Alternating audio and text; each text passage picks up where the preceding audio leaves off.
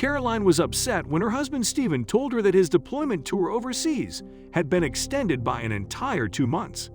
To make up for it, he says that he's going to send her a special present. Caroline is ecstatic, but when the time comes, her reaction is the opposite of what she expected. She's so furious at what her husband has done. A day after receiving the gift, she decides to divorce him. What could have possibly been in that package that pushed her to divorce her husband? Well, it's actually quite a tale to tell. When Caroline heard that her husband Stephen was going to be deployed in the Middle East again, she couldn't contain her sorrow or fury. He had made a promise that he'd be home soon. In fact, last she spoke to him, he said he'd be back the following week to see her and their son. She thought that he better have a very good reason for this massive delay of 2 months and make amends. Stephen and Caroline had been married for quite a while. When Stephen's tour had been extended, they'd already been married for 6 years.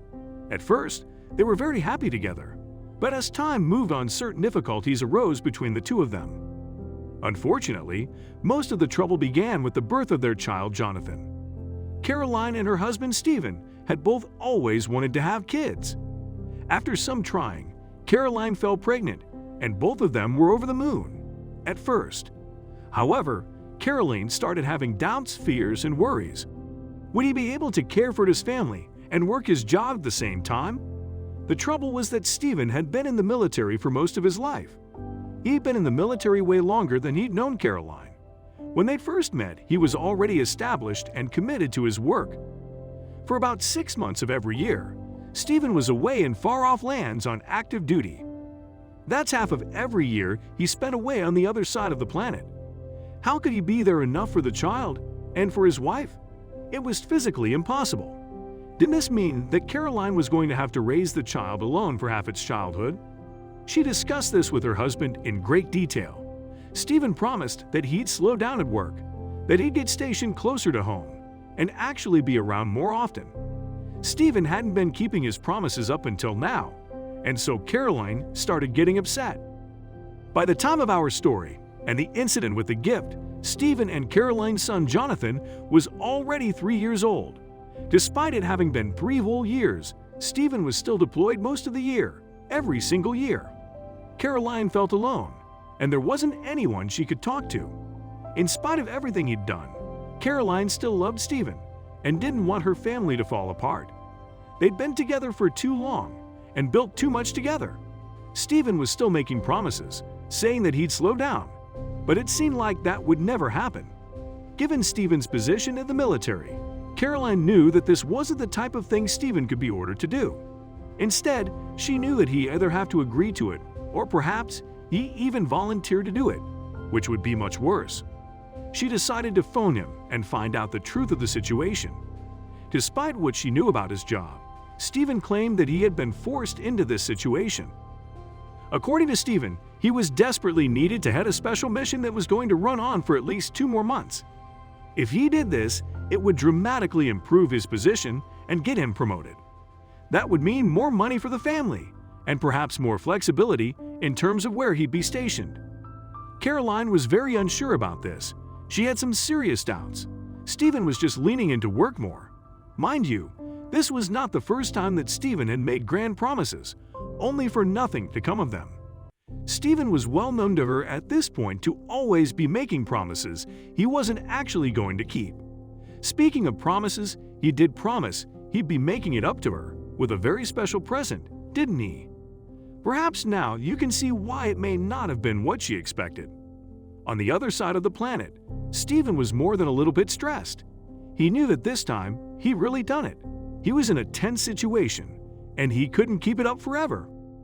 The first step there was to find the perfect present to tide Caroline over and get her off of his back.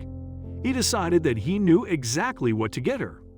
Over at home in the United States, Caroline had no real time to get excited about the present that Stephen had sent over for her. She had to tidy the house and look after Jonathan. Plus, there was the extra work involved in being effectively a single parent. When that courier truck showed up in her street, all of Caroline's stresses and fears disappeared and were replaced with an extreme excitement. The courier driver carried a taped-up box with an envelope taped to the front door.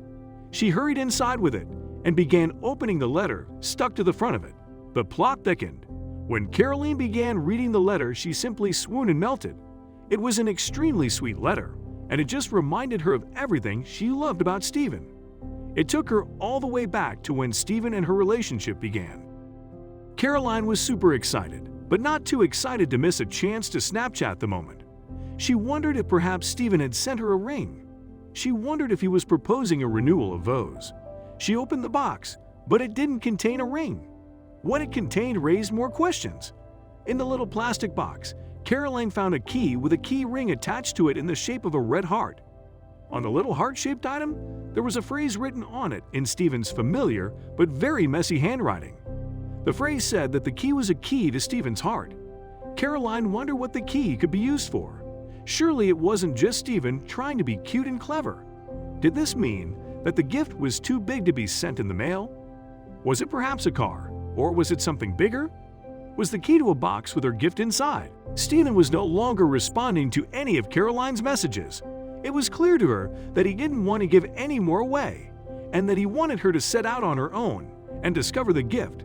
She knew that she had to go to the coordinates. Caroline found this all exciting, and so she set out.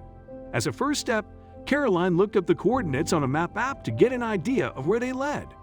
The coordinates did indeed lead to a home, but she didn't recognize it. It was certainly no home she'd ever visited before.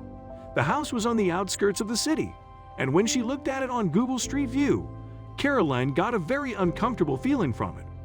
Unfortunately, she couldn't ask Stephen what the meaning of this was. As she was hesitant, she messaged him, but he simply didn't respond.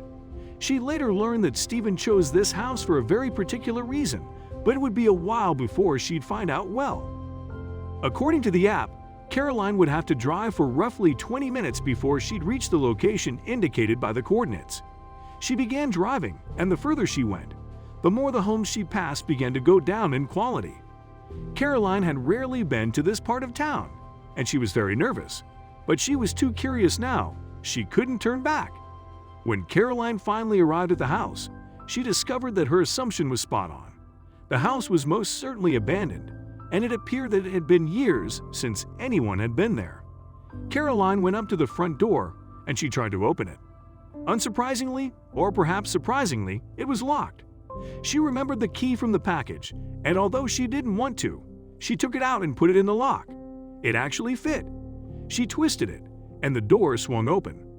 Caroline entered the house very carefully. She didn't know what to expect, and yet she wasn't surprised. The house was truly disgusting. Caroline decided she'd message Stephen and ask him what was going on. She wouldn't stop until he answered her. She was going to tell him that she didn't see anything except a stinky empty house. It was at that point that she started hearing sounds coming from the second floor of the house, a scary shuffling. Caroline was terrified now, and more afraid by the second. She approached the stairs, while at the same time considering fleeing. She was now certain that this wasn't part of Stephen's plan. Something had definitely gone very wrong with the whole thing. Now, Caroline was extremely frightened by the whole terrible situation. Stephen totally messed up. The person who rushed out of the door was in terrible condition. He appeared to have been living on the streets for years. His clothes were worn and filthy. Caroline thought that he may have been high on something too. His movements were very unnatural and very erratic. The part that concerned Caroline the most, though, was that he had a rusty knife and was pointing it at her. From bad to absolute worse, the disheveled man demands Caroline's phone, purse, and anything else she might have on her. Caroline responds quickly. She values her life far more than any of her possessions. After she gives everything to her, the ratty man runs past her and charges out of the house in a great hurry. He must have felt it was his lucky day, but Caroline was terrified, sad, and furious. This certainly had gone as badly as possible. The robber made a quick getaway, thanks in part to the fact that among the things he took were Caroline's car keys. The robber jumped in and sped away, leaving Caroline stranded. Caroline still hasn't gotten over it. It appears the guy was a homeless man living in the house, and he jumped at the opportunity that Caroline presented by just walking into his lair.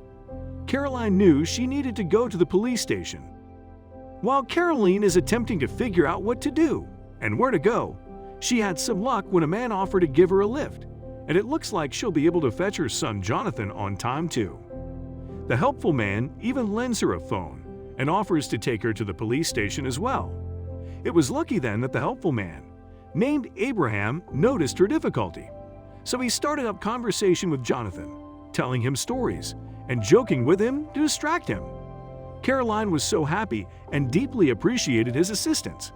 She would never forget everything Abraham had done. Caroline finally got home and, to her surprise, found that a car was in her driveway, a car she had never seen before.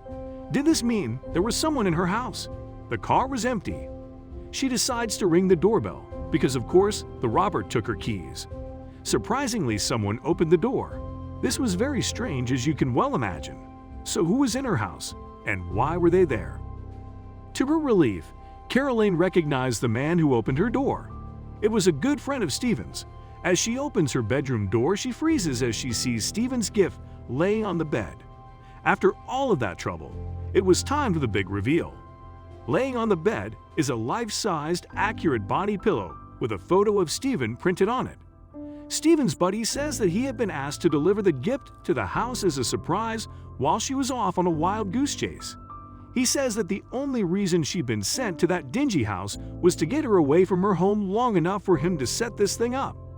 After all of it, Stephen's big gift was a body pillow of himself. Caroline now knew the whole story, and she was furious. She had been in danger.